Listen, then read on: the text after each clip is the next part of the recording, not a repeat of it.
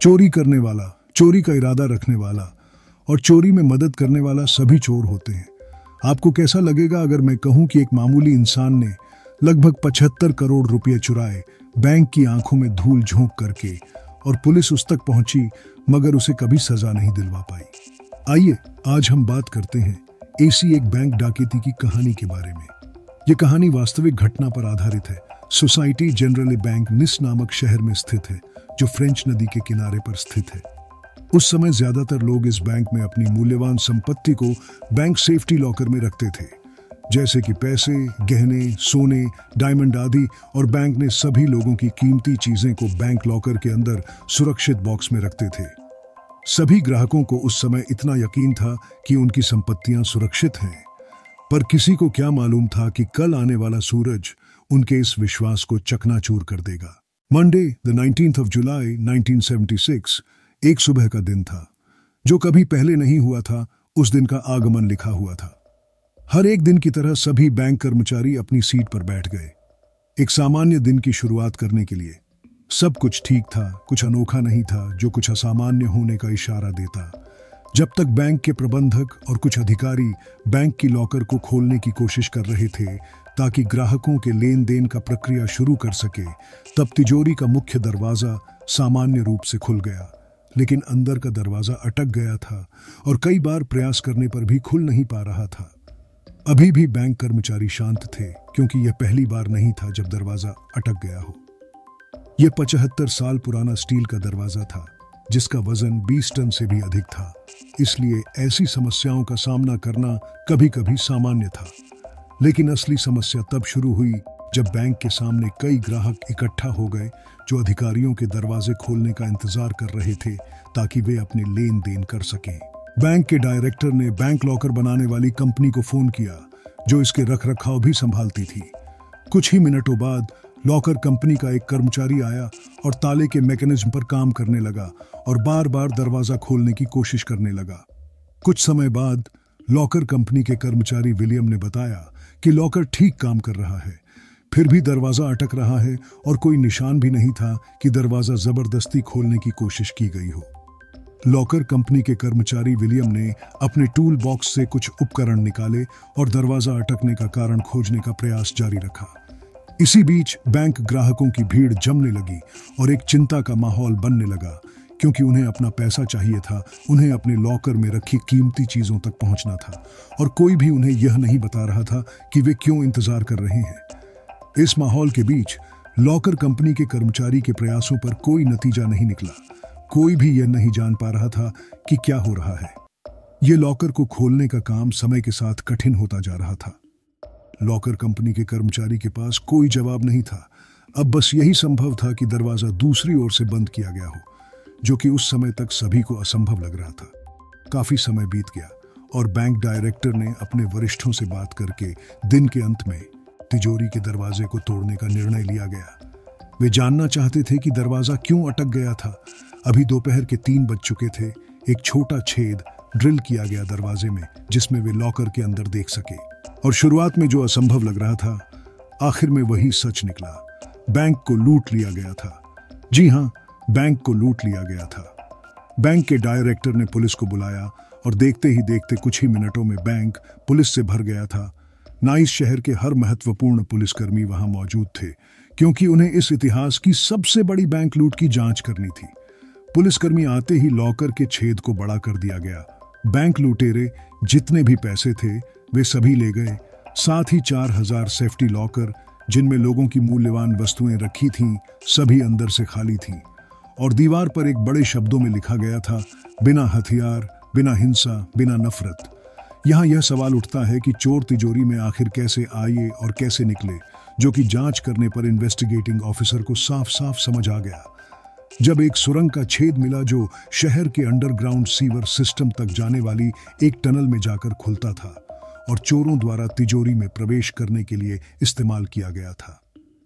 चोरों ने इस ऑपरेशन में सभी सामान टनल के उस रास्ते में ही छोड़ दिया था। आखिरकार चोरों ने लगभग 73 करोड़ रुपए के बराबर ज्वेलरी और कीमती चीजों को चोरी कर लिया था। यह दुनिया की सबसे बड़ी बैंक डकैती थी और इसे सदी की सबसे बड़ी चोरी के रूप में याद किया जाता है। उस वक्त ज्यादातर अंतर्राष्ट्रीय समाचार चैनल ने इसे अपने हेडलाइन के रूप में इस्तेमाल किया। बैंक ने चोरों के पकड़ने के लिए 29 करोड़ रुपए का इनाम रखा। यह सिर्फ सबसे बड़ी बैंक डकैती ही नहीं थी, बल्कि सबसे बड़ी जांच भी थी। उच्च रैंक के इन्वेस्टिगेटिंग ऑफिसर्स फ्रांस के हर कोने से लाए गए और उन्होंने हजारों लोगों से जांच शुरू की। बैंक के कर्मचारियों, ग्राहकों और उन लोगों से भी जांच की जिनके पास लॉकर में बॉक्स थे। साथ ही उन कारीगरों और लोगों से भी जांच की जो बैंक के आसपास रहते थे। जब आधिकारिक जांच की गई तो जांचकर्ताओं को लगता था कि आरोपियों में सीवर रैट्स के सदस्य हो सकते हैं, लेकिन उन्हें यह भी लगा कि उस समय तक किसी भी संदिग्ध आरोपी के पास इस ऑपरेशन को समाप्त करने की हिम्मत और शक्ति नहीं थी। इसलिए उन्होंने चुपचाप निगरानी रखने का फैसला लिया। रॉबर्स के बारे में एक हिंट पहली बार अक्टूबर के पहले दिनों में मिली, जब दो लोग जो निगरानी के तहत थे स्थानीय बैंक में गए और सोने के ज्वेलरी बेचने की कोशिश कर रहे थे। बैंक के कर्मचारी ने सोने के ज्वेलरी के सीरियल नंबर को ट्रैक किया और जो देखा वो होश उड़ा देने वाला था, क्योंकि ये वही सोने की ज्वेलरी थी जो बैंक से चोरी की गई थी। बैंक के कर्मचारियों ने पुलिस को सूचित किया। दोनों आदमी तत्काल हिरासत में ले लिए गए। इन्वेस्टिगेटिंग टीम के पास ठोस सबूत था कि ये दोनों उस गिरोह से संबंधित हैं जिन्होंने बैंक लूट को किया था। फ्रांस सरकार ने पुलिस को सूचित किया कि वे संदिग्धों की जांच के लिए उन्हें हिरासत में ले सकते हैं, चाहे यह अवैध हो। इसके बाद एक नाम सामने आया। दोनों आदमी ने पुलिस को एक फोटोग्राफर का नाम दिया और कहा कि एल्बर्ट, जो एक फोटोग्राफर है, उसी ने इस ऑपरेशन की योजना बनाई थी। पुलिस तुरंत एल्बर्ट, जो कि एक फोटोग्राफर था, के पास गई और उसे बताया कि पुलिस के पास सूचनाएं हैं कि वह बैंक डकैती का मास्टरमाइंड है। वह यह सुन के चौंका और कहा कि उसे इस बारे में कुछ भी नहीं पता, और पुलिस को भी अभी तक ऐसा ही लग रहा था, क्योंकि उसकी प्रोफाइल के मुताबिक चोर नहीं लग रहा था। वह बिल्कुल मासूम लग रहा था। और जब उन्होंने उसके बारे में आसपास के लोगों से पूछा तो बहुत से लोगों ने दावा किया कि वह एक सरल जीवन जीता है, एक फोटोग्राफर के रूप में, और एल्बर्ट एक रोमांटिक प्रकार का व्यक्ति है जो अपनी पत्नी के प्रति हमेशा से वफादार है। एल्बर्ट और उसकी पत्नी शहर के शोर से दूर गांव में रहना पसंद करते थे, इसलिए इस तरह का व्यक्ति बैंक डकैती की योजना का मास्टरमाइंड है, सुनने में अजीब लग रहा था। लेकिन फिर भी पुलिस ने उसे हिरासत में लिया। अब जांच टीम इस पूरे मामले और एल्बर्ट को बारीकी से चेक करने लगे, और उस आदमी ने बार बार यह दावा किया कि वह मासूम है। ये जांच घंटों और घंटों तक चली। पुलिस ने कई सारी चालें आजमाई जिससे कि उनको पता चले कि क्या सच में एल्बर्ट ही इस पूरी चोरी का मास्टरमाइंड है। लेकिन फोटोग्राफर एल्बर्ट पूरी जांच के दौरान शांत बना रहा। पुलिस ने उसकी पत्नी की भी जांच की। जांच घंटों और घंटों तक चली और पुलिस ने कानूनी और अवैध दोनों तरीके से पूछताछ की, लेकिन एल्बर्ट शांत रहता रहा। पुलिस ने उसके साथियों के साथ रहने वाले कॉटेज में छापा मारा, जहां अवैध हथियार और बम मिले। पुलिस ने एल्बर्ट को धमकाया कि वह उसकी पत्नी को हथियारों के दोषी दिखाएंगे कोर्ट में, उसे बहुत सालों तक जेल में डाल देंगे। पुलिस को पता था कि एल्बर्ट अब भी अपनी पत्नी से बहुत प्यार करता है और वह उसे गिरफ्तार नहीं करने देगा। इस समय एल्बर्ट ने अपनी पत्नी को बचाने के लिए सच्चाई बताने की स्वीकृति कर ली। उसने इस ऑपरेशन का मास्टरमाइंड होने को स्वीकार किया और उन्हें यह भी बताया कि वह इसकी योजना कैसे बनाया था। एल्बर्ट ने कहा कि यह विचार उनके दिमाग में 2 साल पहले आया था, जब उनके एक पड़ोसी ने उन्हें बताया कि बैंक लॉकर में कोई अलार्म सिस्टम नहीं है। एल्बर्ट बैंक गया और एक सेफ्टी लॉकर बॉक्स किराए पर लिया। बैंक सेफ बॉक्स तक जाने के लिए ग्राहकों को बिना गार्ड के प्रवेश की अनुमति देता था, ताकि उन्हें अपनी वस्तुओं को सुरक्षित रखते समय थोड़ी गोपनीयता मिले। एल्बर्ट ने अपने कैमरे के साथ लॉकर में घुसते ही हर कोने की फोटोग्राफ खींची और विस्तृत नोट्स बनाए। उसमें हजारों सेफ बॉक्स थे, इसलिए उन्हें लंबे समय तक अंदर रहने की योजना बनाई गई थी, ताकि वह ज्यादा से ज्यादा तालों को तोड़ सके। तब एल्बर्ट को एक बात समझ आई कि लॉकर में घुसने का सबसे अच्छा तरीका उनके पास अंडरग्राउंड सीवर सिस्टम है, जो नाइस शहर के सबसे बड़ी अंडरग्राउंड सीवर सिस्टम है। वह सीवर पाइपलाइन के नीचे जाकर सप्ताहों तक लाइन ढूंढने की कोशिश करता रहा, जो सीधे तरीके से बैंक तक जाती हो। एल्बर्ट को साथ ही यह भी पता लगाना था कि सीवर पाइपलाइन से बैंक तक सुरंग बनाने के लिए उसे कहां से सुरंग खोदना शुरू करना होगा। लेकिन यह सब बहुत ही कठिन था। सीवर पाइपलाइन बहुत ही बदबूदार थी और उसमें बदबू का सामना करना दम घुटने जैसा था। तो उसने बदबू को कम करने वाली सिगरेट पीने का फैसला किया ताकि वह बदबू के खिलाफ लड़ सके। और अंत में उन्होंने महसूस किया कि यह एक असंभव काम है। एक नकली ठेकेदार बनकर वह नगर पालिका भवन में जाकर नगर की सीवर पाइपलाइन का नक्शा निकालवाता है। अब चीजें काफी आसान हो रही हैं और अंत में उसने बैंक के पास की सीवर पाइपलाइन का पता लगाया। फिर सुरंग खोदने की शुरुआत की गई। बैंक के पास की पाइपलाइन के लिए 3 फीट की सुरंग खोदने की जरूरत थी। यह एक बड़ी दूरी नहीं थी, ना ही यह काफी आसान था, क्योंकि यह सुरंग के ऊपर एक व्यस्त सड़क थी जिसे ट्रैफिक जाम के लिए जाना जाता है।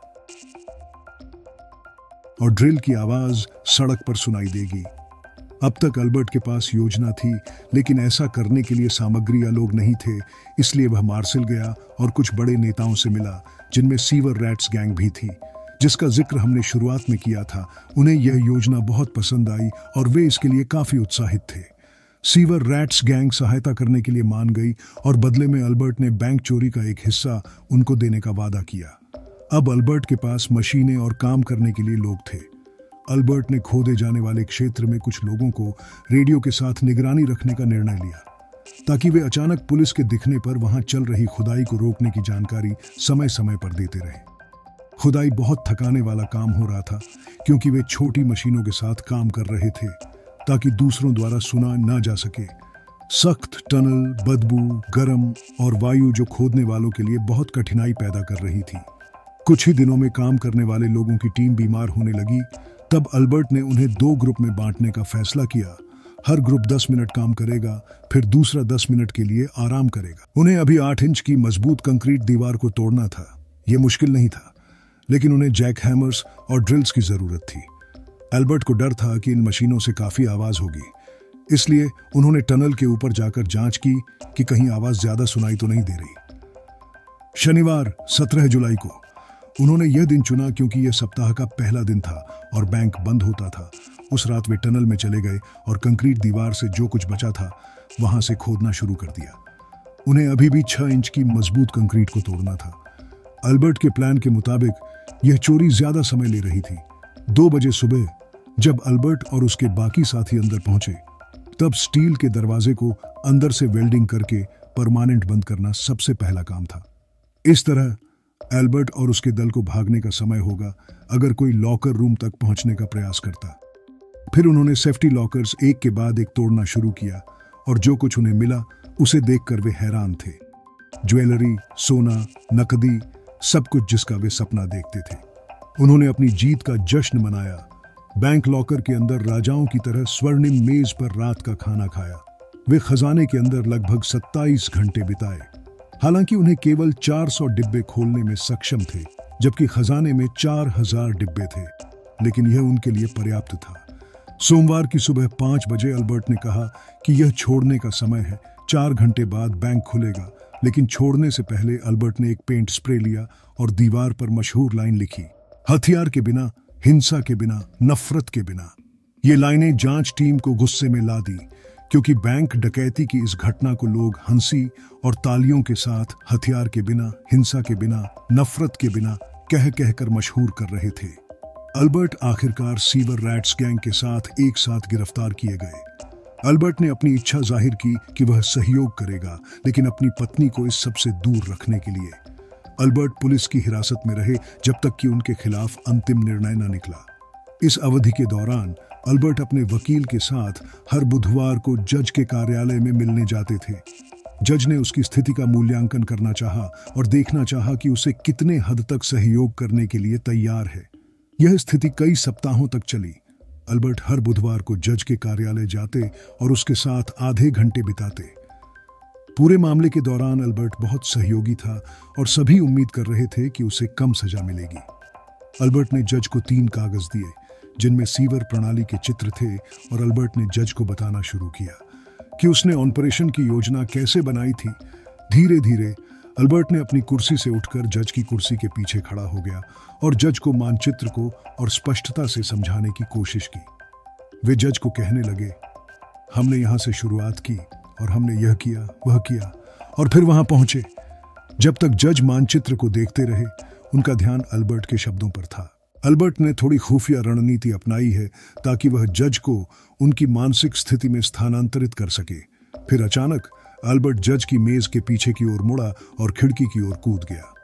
जज का कार्यालय पहली मंजिल पर था, जहां से अल्बर्ट के लिए खिड़की के नीचे एक गाड़ी की छत पर कूदना आसान था।